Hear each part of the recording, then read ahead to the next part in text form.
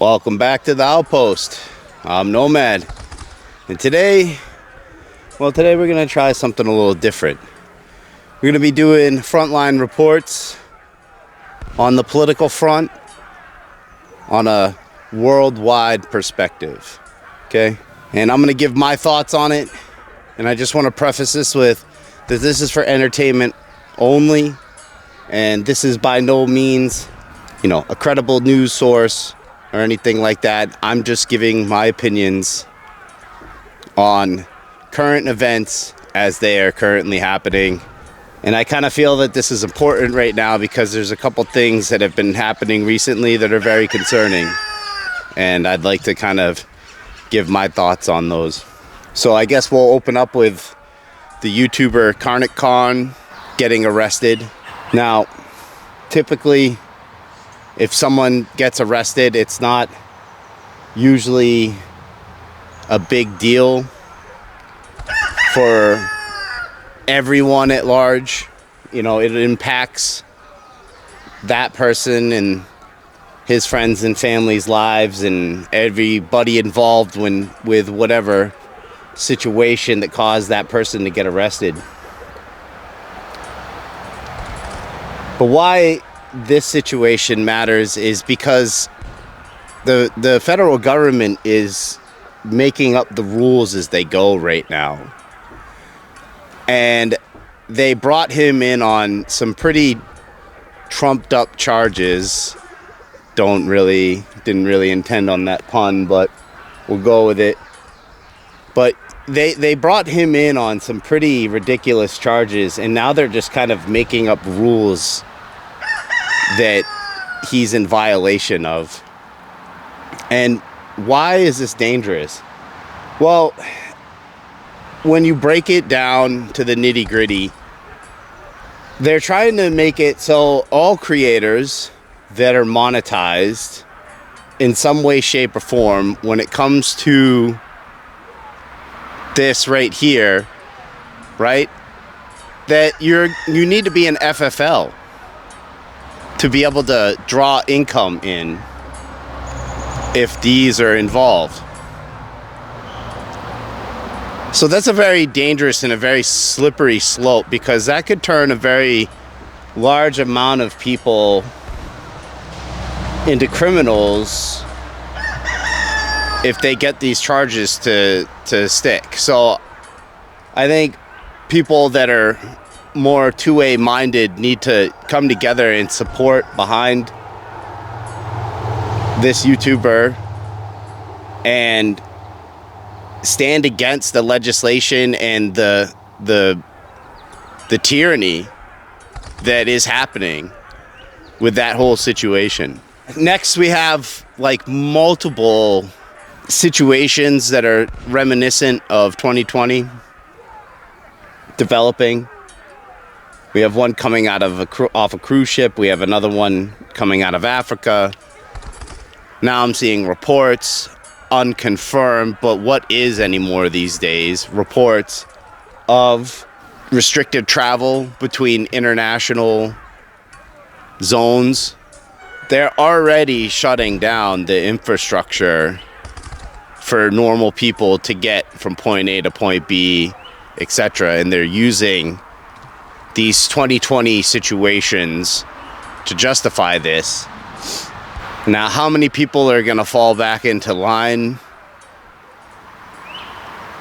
I guess only time will tell with that. But that's one thing I definitely wanted to bring up, because I feel some people are developing that fear again. You're seeing, granted, more liberal-minded people being like, oh, we got a mask, vax, the whole whatever, right? So they're starting that mentality back up again because it's the least common denominator for them at this point. Data centers. Data centers are an increasing and encroaching threat. You have some people in this space that are opening their arms and welcoming the AI infrastructure that they call is unavoidable at this point. You can't stop it. It's like, hell, I can fucking stop it. I can throw all my electronic devices into a swamp. And then what?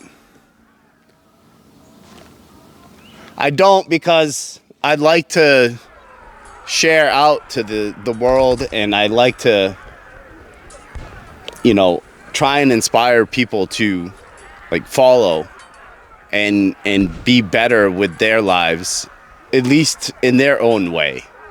But the data centers are out of control. The CEOs, the people that own these places, they're already using terminology like domestic terrorist to describe people that are openly opposing them in public, like town halls, city halls. They're already using the rhetoric of domestic terrorist to describe people that are openly opposing these facilities, even though they are poisoning the water, they're poisoning the air, they are sucking all the natural resources out of these areas completely dry. And when they don't get their way, all of a sudden the next point comes into play: the increased mass casualty events that are happening like on a worldwide scale, but ever more so in the regions that are experiencing like severe drought, like in the southeast, the southwest, the midwest, like Nebraska. Nobody's talking about that in the news. Nobody's talking about all the farmland burning down. Nobody's talking about the actual food producers, right? The ones that make our food, not the soybeans and the fucking corn, but like the food we eat, are growing hay this season.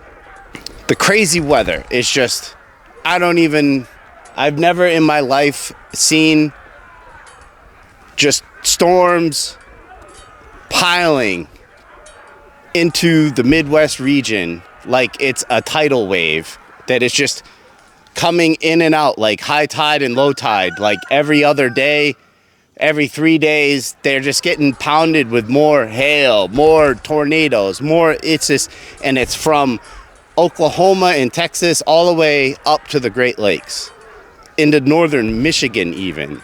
There's increased shootings everywhere, and I feel like this is some kind of like MK Ultra program getting like activated, and these people are just, you know, flick of a switch and or something, right? Because they're just popping up out of nowhere. They're armed to the teeth with insane amounts of like, you know, pretty serious ARs and stuff like that, you know, are not just gonna like be some unemployed loser with purple hair that lives in his parents' bedroom is gonna just be able to have kicking around.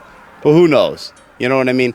Some of these people have like entire stockpiles of just like, I don't know, evidence rooms from the feds, like being dumped into people's places to frame them. It's just everything stinks of high water. Of all of these situations just seem very odd.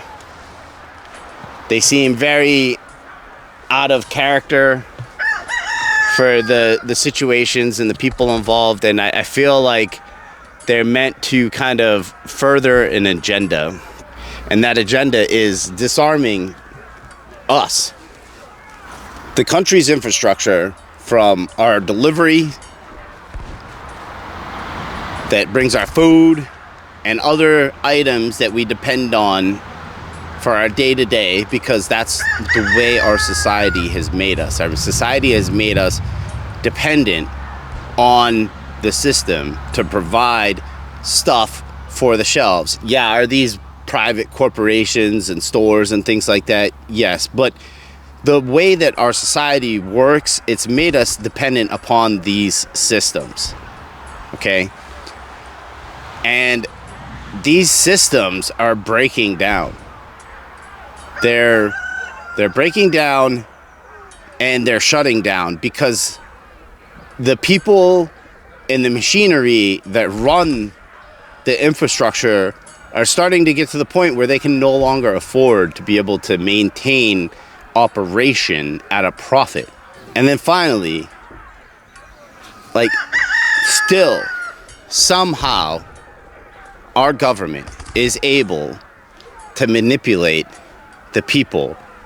Now, I hate to say this, it's probably gonna piss off some people, but I really don't care at this point. But it's typically a lot of boomers and a lot of Gen Xers that are still caught up into this bipartisan bullshit. All right? People need to wake up and they need to realize that it doesn't matter which side of that bird you represent, which one you think is more moral or less evil, right? But at the end of the day, you have to remember that they both serve the same masters. They're both represented by the same people. They're both paid by the same people. And I think we all know what country those people come from. Those people are also the same people that own the data centers. Our country militarily is spread extremely thin. We're supplying a war in Eastern Europe. We've started a war in the Middle East. We're doing clandestine-like operations in South America. And that's just what they've told the public. That's just what we know. That's what's been omitted by them publicly to cameras and people asking questions that they decide, right? So what can we do about all of this? What we can do is obviously breaking our dependence on the system would be the first and, primary long-term goal, right? But just like navigating through the woods, you can't just focus on your destination several miles away. You have to take your trip in small incremental steps and have those add up to significant changes. It's going to be a lot of hard work, and people are going to have to develop a spine and realize that they're already taking people's homes. There's over 300 people in Georgia that are losing their homes to eminent domain, or their properties are being literally gutted to nothing for power lines, for a data center, so you can watch AI slop while you're time thefting your boss at work. Like, this is, where are we in our society and our civilization that, and then how is this like green, or how are we worried about the environment when we're creating thousands of facilities all over the country that consume more resources than a full city does in a day, and we're making thousands of them, and there's people just like laying down and being like, oh well, here's what it is. I mean, I'm holding my sector here. It's up to all of us to hold our sectors on your front line where you're at. That said, don't forget, even if you have to, stockpile a little bit of food every week, 5 pounds of rice, throw it in a nice sealed container. Every week you just keep buying 5 more pounds. Hell, if this drags on for another couple months, that is going to give you the extra edge that you're going to need to be able to sustain and survive past whatever shitstorm they're going to be throwing at us. That said, you guys all be safe out there.